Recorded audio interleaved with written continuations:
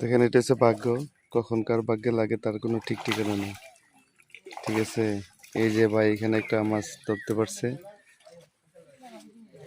বাড়ির পুকুরটাকে পুরো লিজ দেওয়া হয়েছে, এখান থেকে যে যেমন পারে নিয়ে নেবে, প্রত্যেক বসির জন্য 1600 টাকা করে। হ্যাঁ, এখানে টোটাল 24 থেকে 25টা ছিপ ফেলানো হয়েছে, বুঝছেন। সবাই একটা বড় বলের আশায় মাছ মারতেছে, দেখা যাক বলটা কে ধরতে পারে। পুরা পুকুরটাকে লিজ দেওয়া হয়েছে।